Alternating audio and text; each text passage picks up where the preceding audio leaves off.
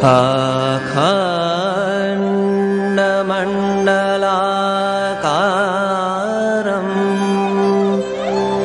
व्याप्तं येन चराचरं तत्पदनिदर्शितं येन तस्मै श्री गुरवे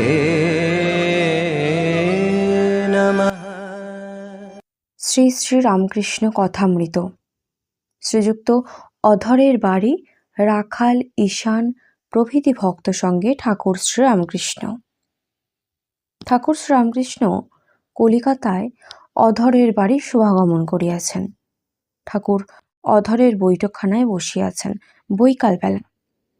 রাখাল, অধর, মাস্টার, ঈশান প্রভৃতি অনেকগুলি পাড়ার লোক উপস্থিত। শ্রীযুক্ত ঈশান মুখোপাধ্যায়কে ঠাকুর ভালোবাসিতেন। তিনি অ্যাকাউন্টেন্ট জেনারেলস অফিসে একজন সুপারিনটেন্ডেন্ট ছিলেন। পেনশন লইবার পর তিনি দান, ধ্যান, ধর্ম, কর্ম লইয়া থাকিতেন। ঠাকুরকে মাঝে মাঝে দর্শন করিতেন। মিছুয়া বাজার স্ট্রিটে তাহার বাড়িতে ঠাকুর একদিন আসিয়া নরেন্দ্রাদি ভক্ত সঙ্গে আহারাদি করিয়াছিলেন। প্রায় সমস্ত দিন ছিলেন। সেই উপলক্ষে ঈশান অনেকগুলি লোককে নিমন্ত্রণ করিয়াছিলেন। শ্রীযুক্ত নরেন্দ্র আসিবার কথা ছিল, কিন্তু তিনি আসিতে পারেন নাই। ঈশান পেনশন লইবার পর ঠাকুরের নিকট দক্ষিণেশ্বর প্রায় যাতায়াত করেন। ভাটপাড়াতে গঙ্গা তীরে নির্জনে মাঝে মাঝে ঈশ্বর চিন্তা করেন। সম্প্রতি ভাটপাড়ায় গায়ত্রীর পুরস্চরণ করিবার কথা ছিল। 1883 খ্রিস্টাব্দের 22শে সেপ্টেম্বর, 6ই আশ্বিন, আজ শনিবার। শ্রীরামকৃষ্ণ ঈশানের প্রতি বলছেন, তোমার সেই গল্পটি বলো তো, ছেলে চিঠি পাঠিয়েছিল। ঈশান বলছেন, একটি ছেলে শুনলে যে ঈশ্বর আমাদের সৃষ্টি করেছেন, তাই সে প্রার্থনা জানাবার জন্য ঈশ্বরকে একখানি চিঠি লিখে ডাক বাক্সে ফেলে দিচ্ছিল। ঠিকানা দিচ্ছিল স্বর্গ। শ্রীরামকৃষ্ণ সহাস্য বলছেন, দেখলে, এই বালকের মতো বিশ্বাস তবে হয়। ঈশানের প্রতি ঠাকুর বলছেন, আর সেই কর্ম ত্যাগের কথা। ঈশান বলছেন, ভগবান লাভ হলে সন্ধ্যাদি কর্ম ত্যাগ হয়ে যায়। গঙ্গা তীরে সকলে সন্ধ্যা করছে, একজন করছে না। তখন জিজ্ঞাসা করায় সে বললে, আমার অশৌচ হয়েছে, সন্ধ্যা করতে নাই। মরণা শৌচ আর জন্মা শৌচ দুইই হয়েছে। অবিদ্যা মার মৃত্যু হয়েছে, আত্মারামের জন্ম হয়েছে। শ্রীরামকৃষ্ণ বলছেন, আর আত্মজ্ঞান হলে জাতিভেদ থাকে না, সেই কথাটি।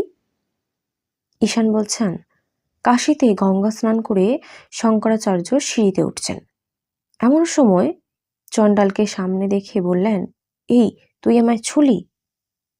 চণ্ডাল তখন বললে, ঠাকুর, তুমিও আমায় ছুঁও নাই, আমিও তোমায় ছুঁই নাই। আত্মা সকলের অন্তর্যামী আর নির্লিপ্ত। সুরাতে সূর্যের প্রতিবিম্ব আর গঙ্গা জলে সূর্যের প্রতিবিম্ব, এই দুয়ে কি ভেদ আছে?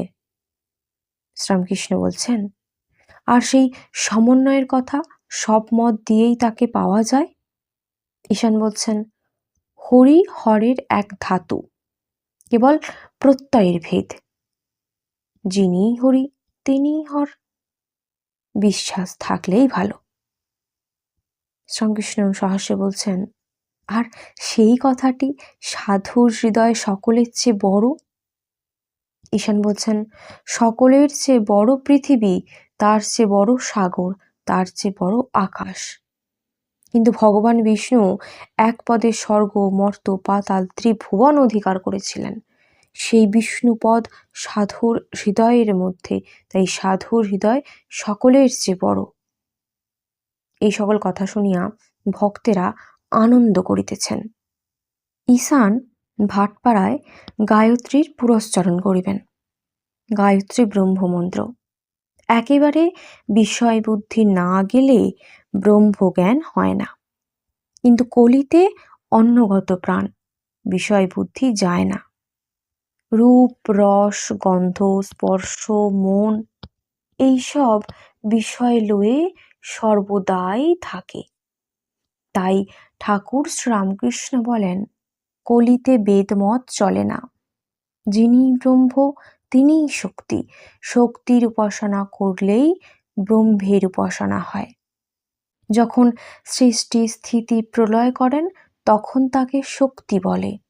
দুটা আলাদা জিনিস নয়, একই জিনিস। শ্রীরামকৃষ্ণ ঈশানের প্রতি বলছেন, কেন নীতি করে বেড়াচ্ছ? ব্রহ্ম সম্বন্ধে কিছুই বলা যায় না, কেবল বলা যায় অস্তি মাত্রম, কেবল রাম। আমরা যা কিছু দেখছি, চিন্তা করছি, সবই সেই আদ্যা শক্তির, সেই চিৎ শক্তির ঐশ্বর্য। সৃষ্টি, পালন, সংহার, জীব জগৎ, আবার ধ্যান, ভক্তি, প্রেম সব তাঁর ঐশ্বর্য। কিন্তু ব্রহ্ম আর শক্তি অভেদ। লঙ্কা ফিরে আসবার পর হনুমান রামকে স্তব করছেন, বলছেন, রাম তুমি পরব্রহ্ম আর সীতা তোমার শক্তি, কিন্তু তোমরা দুজনে অভেদ। যেমন সর্প ও তার তীর্যক গতি। সাপের মতো গতি ভাবতে গেলেই সাপকে ভাবতে হয়, আর সাপকে ভাবলেই সাপের মতো গতি ভাবতে হয়। দুগ্ধ ভাবলেই দুধের বর্ণ ভাবতে হয়, ধবলত্ব। দুধের মতো সাদা অর্থাৎ ধবলত্ব ভাবতে গেলেই দুধকে ভাবতে হয়। জলের হিমশক্তি ভাবলেই জলকে ভাবতে হয়, আর জলকে ভাবলেই জলের হিমশক্তিকে ভাবতে হয়। ঠাকুর শ্রীরামকৃষ্ণ বলছেন, এই আদ্যা শক্তি বা মহামায়া ব্রহ্মকে আবরণ করে রেখেছে। আবরণ গেলেই যা ছিলুম তাই হলুম, আমি তুমি, তুমিই আমি। যতক্ষণ আবরণ রয়েছে ততক্ষণ বেদান্তবাদীদের সোহম অর্থাৎ আমি সেই পরব্রহ্ম এই কথা ঠিক খাটে না। জলেরই তরঙ্গ, তরঙ্গেরই কিছু জল নয়। যতক্ষণ আবরণ রয়েছে ততক্ষণ মা মা বলে ডাকা ভালো। তুমি মা, আমি তোমার সন্তান, তুমি প্রভু, আমি তোমার দাস। সেব্য সেবক ভাবই ভালো। এই দাস ভাব থেকে আবার সব ভাব আসে, শান্ত, সখ্য প্রভৃতি। মনিব যদি দাসকে ভালোবাসে তাহলে আবার তাকে বলে, আয় আমার কাছে বস, তুইও যা আমিও তা।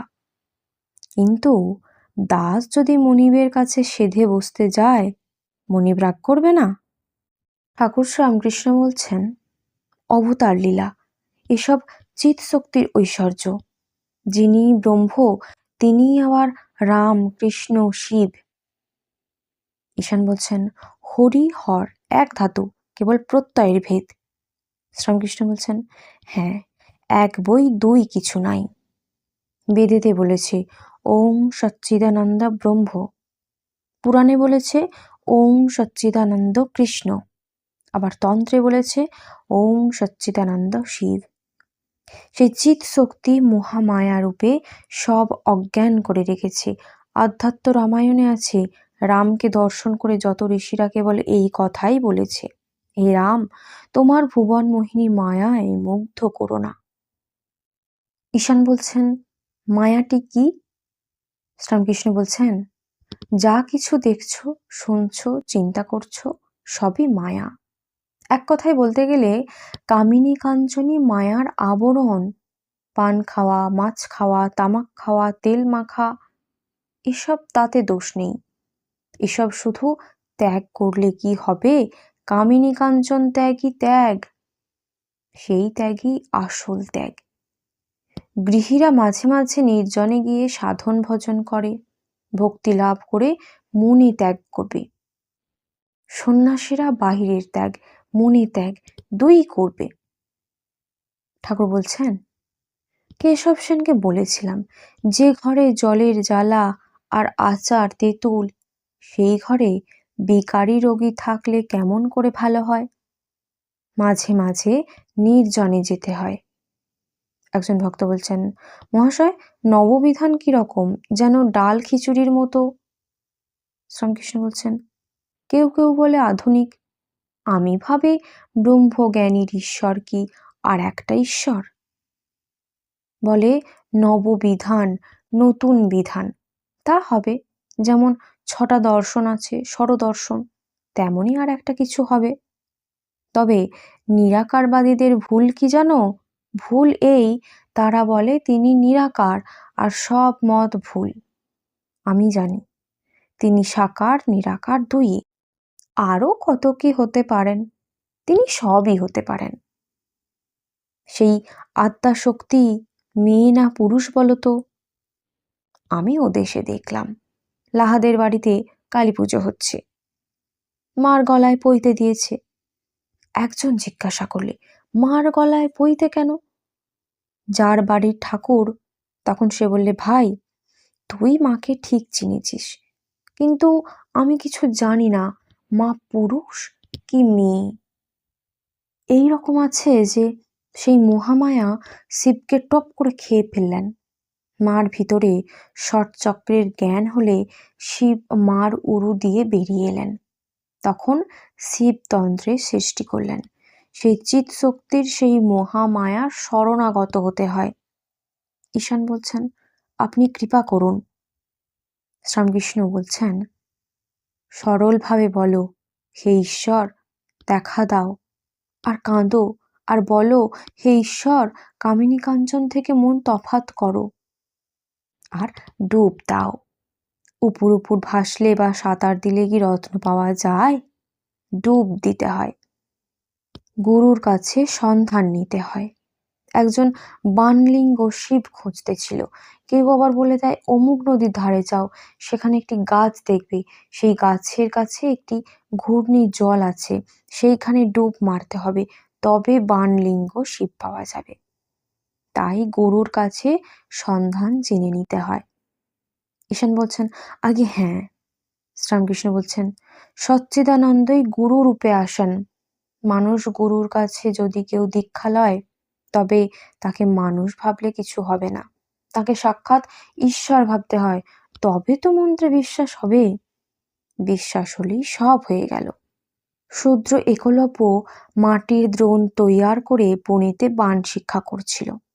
মাটির দ্রোণকে পূজা করত সাক্ষাৎ দ্রোণাচার্য জ্ঞানে, তাইতেই বাণ শিক্ষায় সিদ্ধ হলো। আর তুমি ব্রাহ্মণ পণ্ডিতদের নিয়ে বেশি মাখামাখি করো না, ওদের চিন্তা 2 পয়সা পাবার জন্য। ঠাকুর বলছেন, আমি দেখেছি ব্রাহ্মণ সস্তয়ন করতে এসেছে, চণ্ডীপাঠ কি আর একটা কিছু পাঠ করছে, তা দেখেছি অর্ধেক পাতা উল্টে যাবে। নিজের বধের জন্য একটি নরুনেই হয়, পরকে মারতেই ঢাল তরোয়াল শাস্ত্রাদি। নানা শাস্ত্রেরও কিছু প্রয়োজন নাই, যদি বিবেক না থাকে শুধু পাণ্ডিত্যে কিছু হয় না, শটশাস্ত্র পড়লেও কিছু হয় না। নির্জনে গোপনে কেঁদে কেঁদে তাকে ডাকো, তিনিই সব করে দেবেন। ঈশান ভাটপাড়ায় পুরস্চরণ করিবার জন্য গঙ্গাকুলে 8 চালা বাঁধিতেছিলেন, এই কথা ঠাকুর শুনিয়াছেন। শ্রীরামকৃষ্ণ ব্যস্ত হইয়া ঈশানের প্রতি বলছেন, হ্যাঁ গা, ঘর তৈয়ার হয়েছে। কি জানো, ও সব কাজ লোকের খবরে যত না আসে ততই ভালো। যারা সত্যগুণী তারা ধ্যান করে মনে কোণে বনে, কখনো মশারির ভিতর ধ্যান করে। হাজরা মহাশয়কে ঈশান মাঝে মাঝে ভাটপাড়ায় লইয়া যান। হাজরা মহাশয় সচিবায়ের ন্যায় আচার করেন। ঠাকুর শ্রীরামকৃষ্ণ তাহাকে ওরূপ করিতে বারণ করিয়াছিলেন। শ্রীরামকৃষ্ণ ঈশানের প্রতি বলছেন, আর দেখো, বেশি বিচার করো না। একজন সাধুর বড় জল তৃষ্ণা পেয়েছে, ভিস্তি জল নিয়ে যাচ্ছিল, সাধুকে জল দিতে চাইলে। সাধু তখন বললে, তোমার ডোল কি পরিষ্কার? ভিস্তি বললে, মহারাজ আমার ডোল খুব পরিষ্কার, কিন্তু তোমার ডোলের ভিতর মল মূত্র অনেক রকম ময়লা আছে, তাই বলছি আমার ডোল থেকে জল খাও, এতে দোষ হবে না। তোমার ডোল অর্থাৎ তোমার দেহে, তোমার পেটে, আর তার নামে বিশ্বাস করো, তাহলে আর তীর্থাদিরও প্রয়োজন হবে না। এই বলিয়া ভাবে বিভোর হইয়া ঠাকুর গান ধরিলেন। ঈশান সব শুনিয়া চুপ করিয়া আছেন। শ্রীরামকৃষ্ণ ঈশানের প্রতি বলছেন, আর কিছু সন্দেহ থাকে তো জিজ্ঞাসা করো। ঈশান বলছেন, আগে যা বলছিলেন বিশ্বাস। শ্রীরামকৃষ্ণ বলছেন, ঠিক, বিশ্বাসের দ্বারাই তাকে লাভ করা যায়, আর সব বিশ্বাস করলে আরও শীঘ্র হয়। গাভী যদি বেছে বেছে খায় তাহলে দুধ কম দেয়, সব রকম গাছ খেলে সে হুড় হুড় করে দুধ দেয়। রাজকৃষ্ণ বানুচের ছেলে গল্প করেছিল যে একজনের প্রতি আদেশ হলো, দেখ এই ভেড়াতেই তোর ইষ্ট দেখিস। সে তাই বিশ্বাস করলে সর্বভূতে যে তিনিই আছেন। গুরু ভক্তকে বলে দিয়েছিলেন যে রামই ঘট ঘট মে লেটা। ভক্তের অমনি বিশ্বাস। যখন একটা কুকুর রুটি মুখে করে পালাচ্ছে, তখন ভক্ত ঘিয়ের ভাঁড় হাতে করে পিছু পিছু দৌড়াচ্ছে আর বলছে, রাম একটু দাঁড়াও, রুটিতে ঘি মাখন হয় নাই। ঠাকুর বলছেন, আচ্ছা কৃষ্ণ কিশোরের কি বিশ্বাস? বলতো ওং কৃষ্ণ ওং রাম, এই মন্ত্র উচ্চারণ করলে কোটি সন্ধ্যার ফল হয়। আবার আমাকে কৃষ্ণ কিশোর চুপি চুপি বলতো, বলো না কারুকে, আমার সন্ধ্যা টন্ধা ভালো লাগে না। আমারও এই রকম হয়। মা দেখিয়ে দেন যে তিনিই সব হয়ে রয়েছেন। বাহ্যের পর ঝাউতলা থেকে আসছি পঞ্চবটির দিকে, দেখি সঙ্গে একটি কুকুর আসছে। তখন পঞ্চবটির কাছে একবার দাঁড়াই, মনে করি মা যদি কিছু ওকে দিয়ে বলান। তাই তুমি যা বললে বিশ্বাসে সব মিলে। ঈশান বলছেন, আমি কিন্তু গৃহে রয়েছি। শ্রীরামকৃষ্ণ বলছেন, তাহলেই বা, তাঁর কৃপা হলে অসম্ভব সম্ভব হয়। রামপ্রসাদ গান গেয়েছিল, এই সংসার ধোঁকার টাটি। তাকে একজন উত্তর দিচ্ছিল আরেকটি গানের ছলে, এই সংসার মজার কুটি, আমি খাই দাই আর মজা লুটি, জনক রাজা মহাতেজা, তার বা কিসে ছিল ত্রুটি, সে যে এদিক ওদিক দুদিক রেখে খেয়েছিল দুধের বাটি। ঠাকুর বলছেন, কিন্তু আগে নির্জনে গোপনে সাধন ভজন করে ঈশ্বর লাভ করে সংসারে থাকলে জনক রাজা হওয়া যায়। তা না হলে কেমন করে হবে? দেখো না, কার্তিক, গণেশ, লক্ষ্মী, সরস্বতী সবই রয়েছে, কিন্তু শিব কখনো সমাধিস্থ, কখনো রাম রাম করে নৃত্য করছেন।